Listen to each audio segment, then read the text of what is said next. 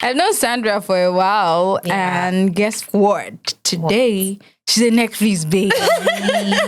Like, the G is a Netflix baby. Yeah, we thank God. I know, very humble. We thank God. But yeah, it must have taken a lot of work, and so congratulations on that. Thank you. I mean, funny enough, I think you made a post about it, but I did not see that post until I watched the movie. Oh. And then I saw the movie, I'm like, huh? That's Sandra!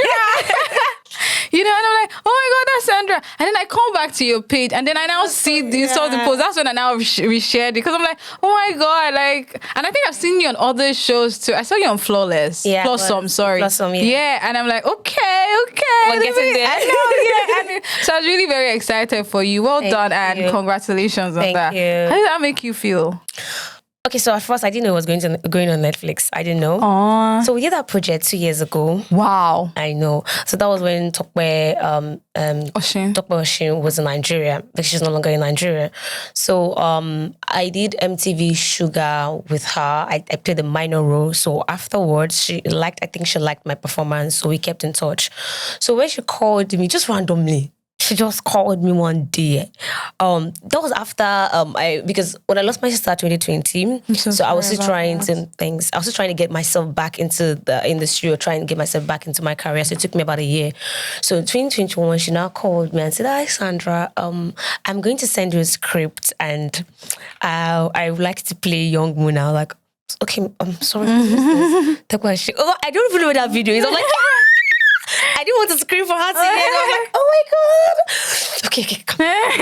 You have to behave yourself. Yeah. So, we got talking. I was like, okay, so read it, get back to me, let's talk, money and days and all. So I read it and I was like, okay, cool, fine. I liked it.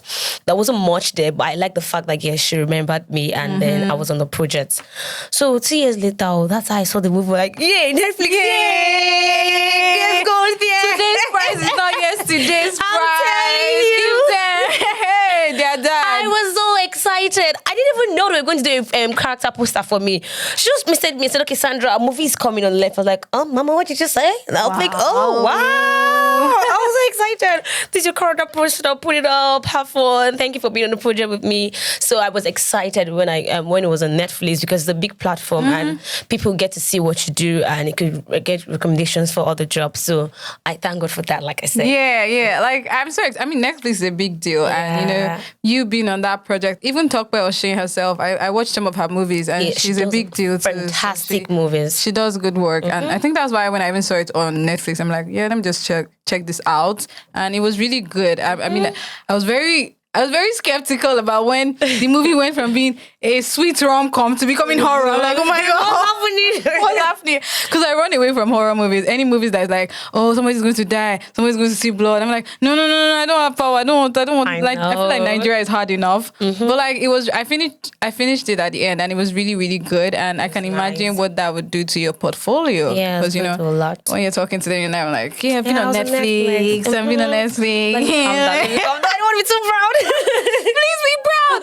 It's like such a big deal, Yeah. And so I'm very happy for you on that end. And so let's talk about the journey to getting there, though. I can imagine that it's not a day's journey. I mean, when I first knew you, you were working as a producer. I'm sure you still work as a producer. I still work as a producer. Yeah, I didn't even know that you were going to like working towards being on camera at that point. It was like, really? Oh, yeah. I thought you were just into like being a producer. I was always on camera. So this what happened. Okay.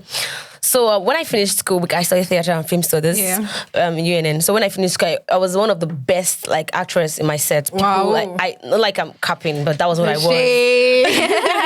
So I knew that this is what I was going to do, acting. So over time, I realized I was good in management, and I wanted to make films and do all the production works. So I said, okay, and then I was starting. Acting wasn't coming often, so I said, why don't I dive into the production works, like production manager, producing, and stuff like that. So that's how you met me as a producer. But I was still doing the on-screen thing, but it was just few jobs coming. The journey has been interesting. Although we're expecting more, like Netflix gave me an opportunity, so we're expecting more, and Yeah, that's how they say it. Yeah. But then I can imagine that. I mean, when people talk about starting a career in acting, it feels like something you have to go through a lot to go through. It's like, oh, you need to know somebody. Your father has to know this. You have to be in this. If not, they're not going to give you a film. You see people talk about, oh, look at Timmy or Tedala. I wanted to say that. Yeah. It's like, yeah, see how they just cast her for a very big role. You hear people say, what's she even acting? You know, all these very bad vibes. I get that. It's about, oh, you have to hustle a lot. So I want to know, for you, has that been the journey of having to hustle? Yes, honestly, that's been the journey. You know, acting is not like the way you see it on screen. Oh, these people are fantastic. They're nice. Blah, blah, blah. They make up money. Oh, yeah, get in there. You know what's up.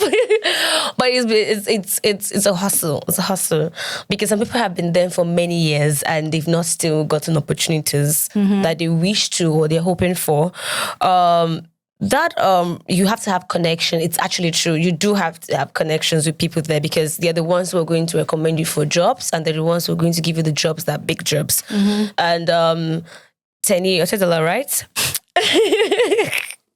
She's lucky now. Papa gave money. My father has that money. Do you think I was stressed? I'm not gonna be hustling. I cannot hit her. I can't. So I wish to be like her too because it'll just be a smooth journey for you. So if you have the money too, it helps you because you opportunity to meet producers or directors and say, I want to do this. I want to do big, and your face is there. Everybody says, oh, she can act. Before you know, you get 1 or 2 jobs. I think she was in terracotta stuff with Balale, and then she has done other jobs as well. Just from doing that one, people say, okay, she could do more.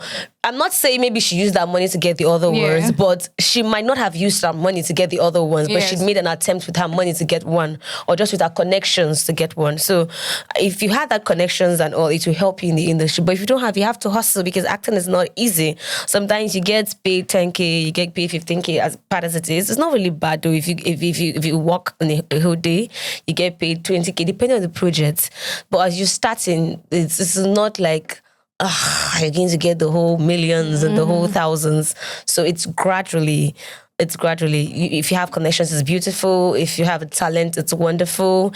Hard work and money. I like the fact that we're admitting to the fact that, you know, money is good, because if you have a lot of money, you can basically just hire a producer, and write your own film, and do the damn thing. Also, if you have the connection, use it. I mean, some people, unfortunately, were born into it and they have it. So I will even be angry with you if you don't use it.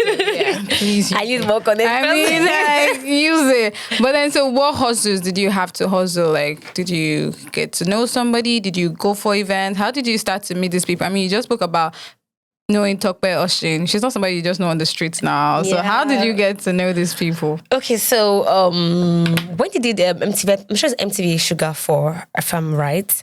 So I went. You're on MTV Sugar? Yes, I was. Oh, really? Yeah, I was just a minor character in MTV Sugar. Oh, maybe I didn't know you when I watched it, because I do take notes. Yeah, some people did, and they're like, see, I saw you there. I saw you like, yeah, I know. It wasn't something wow, but you know, you did there, and it's something. So I was starting. So when I went for the audition, like every other person. Oh, you went for an audition? They did a call? The crowd. Oh, God. I don't do that crowd thing again. I'm sorry. Oh, a girl has gone bigger. It's tiring. You see auditions by 9 a.m. and you go and you just, okay, let me go early, 8 o'clock. You would see crowd. By 4, people are there. You see number 50, number 100. Wow. What's happening? They know they sleep. So I don't think it gets to a point you don't have to keep suffering like that. So you know, even if your jobs are not going to come often, but you just I get the point that I'm like, I've passed this. Let me come for a close audition. Even if there are 50, I'm going to go for the close audition. Yeah. So that's why I said I did. So I went for the general open audition with thousands of people. I went early, so I got in. It was Bosse Oshi that auditioned me. So when I did my audition, she was impressed, and she said, "Okay." She moved me to the other stage. So the next stage is where I met Tokpe Oshin, and so I did my thing. I didn't know I was going to get a call back, so I got a call back. So when I got a call back, and then I got to meet other cast. They call them the heroes, the major cast. So we interacted. And then she was like, okay, I saw you in the audition, So, you know, when you're on set, you interact with your directors one or two times, you know, especially when they want you to deliver a certain kind of directions and roles. Yeah. So that was how I met her. It was nothing more than that. So after I finished the project, I saw something they say, my my boss, Temitope Bengasal, I'm sure you know her. Yeah, that's another She always says something superhero. like the gift of man always pays way for you, something like that. So I did a project with her, and afterward I sent her a gift. Yes. So I asked another colleague of mine, though, part of the major cast. I'm like, I wanted to get her contacts, and the reason being, I wanted to get her address to deliver something. So I got her contact. That's how we started communicating. So I sent something to her, and she was impressed. So thanks. Like, it's just appreciative for giving me the opportunity to be an MTV And network. You have to pay your way. I know. So when I did that, I didn't know she was going to call me. Then after like a year or so, she remembered me and I was like, okay, this is beautiful. Randomly, we'll just check if she sees my status. I was like, hi, how's everything? How you doing? I was like, Mom, I'm fine. How you doing? Just, greetings and... Yeah, you kept in touch. So that was how she called me, and that's how I got the role. Oh, okay. That was how I got the role. Nothing really much. But it just, sometimes it's not easy. Like I said, just keep going. But you've gotten other roles as well too. Yes, so I have. So for most of the roles that you've gotten, it's mostly been open calls and you going for them. Auditions. Most of them has been auditions. Some have not been auditions. Some has been referrals. So people just yes, some has been, and they'll be like, yeah, I know someone that could do this, and they'll send my portfolio, or they'll say send your show reel or send the monologue, and then Viola and my needs. But that's it. But most of them have been auditions, and now I told you I don't go for auditions. It's now going to be mostly referrals. Yes, exactly. I think for like 2 years now, it's been mostly referrals. Oh, wow. Coming for it. You just come. I have a close audition. Can you come? If I'm available, if I'm not on a job, Aww. I'll go for it. I'm still humble. I'll go for it. Yeah. So if I'm available, if I'm not on a project, I'll go for the audition, and then from opportunity, I get to cast me. That's really nice. Is that similar to how you got the Flossom one? Yes. Because the Flossom one, I said I didn't need to send a monologue. No, send your portfolio. Okay. So I just did that. And so they gave me a time slot to come for the audition. So I went for the audition. And so I got a call to come play. They called me the first time, but I wasn't available. So then the next time again, I think after some weeks, they called me again for another one. I was like, I turned down first. It's not going to look good. Yeah, to turn down the second one. So I had to go for it. That was because I was less busy. So I went for it. And so that's like, I got the flag. I watched that and it was really nice. I like the storyline as well. Thank you. Talking to you now just reminded me of one time when I thought I was going to be an actress. Really? I remember going for an audition and I can imagine the stress. This crowd. Crowd. What is happening? The crowd is... It's like people that want to be actors and actresses. They're plenty. They're plenty. They're very plenty. And we went for like 2-3 days. I can't remember. It was this show they used to do then, One Family, One Love, something. I can't remember the show. It was supposed to be like the child of the family. And I scaled through up until the final one. And then they now chose another girl. It pain me. They pain. It has happened to me so many times. I'll be like, okay, I'll go for audition 1, 2, 3. Okay, what's up now? What's up? You've called me 3 to 4 times. My transport fare has been going on audition. My energy, my prayer. Let me just get it now. And then you see the budget. I'm like, okay, they called somebody else. I have to. I'm like, okay. It's painful. After that one, man, not go anywhere again. I gave up on the acting career. Yeah. I'm like, something else has to be easy. Mm-hmm. I'm like, maybe when I blow in my career that I'm doing, then they will use me for more role. Definitely, yes. But sincerely, to be going for auditions and be jumping and using your transfer fare and all of that, I'm like, that's why it's not easy on creatives. You see some of them are depressed and some of them are frustrated. Some of them commit suicide. It's not easy because they just have this hope that they will get it. Yeah. Or they just keep going. Like I just told you, they spend money on, if you don't use bus, you spend money on Uber fee, you put your mind in it, you be praying. There was one time, a friend of mine kept something on his Twitter page. He said, please, dear producers and dear directors, if you know you don't want us for the job after we've come for close casting, just say you were not selected. That's way to reduce our prayer.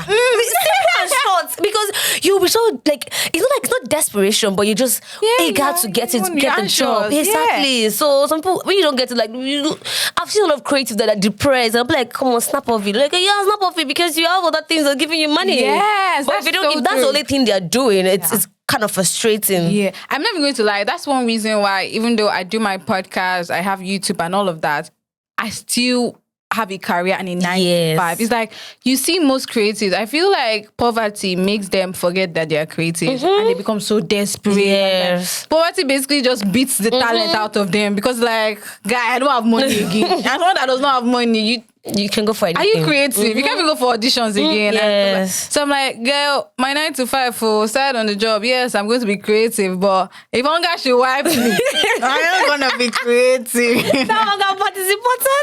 And then you're growing. You need to make money. Yes. You know, you need to have money in the bank. And even as a lady, even when you're going for these auditions, I'm sure that you need to do your makeup. Exactly. You need to look good. You need to have things like. Where am I going to get it from? If like you guys, I'm not even going to lie. I gave up on that career and I've never looked back since then. I had a cousin too that gave up, but I had a lot of friends. A lot of them were like, so you still continue? I'm like, I'm still here. Why? Like, mommy, I'm making my money back. I don't think when I made the money, if I want to come back, I'll come back. Yeah, I mean that's it's not a level. easy. That's a level of perseverance and resilience that you have because I'm sure that a lot of people have fallen by the wayside. Yes, a lot. It's very easy to.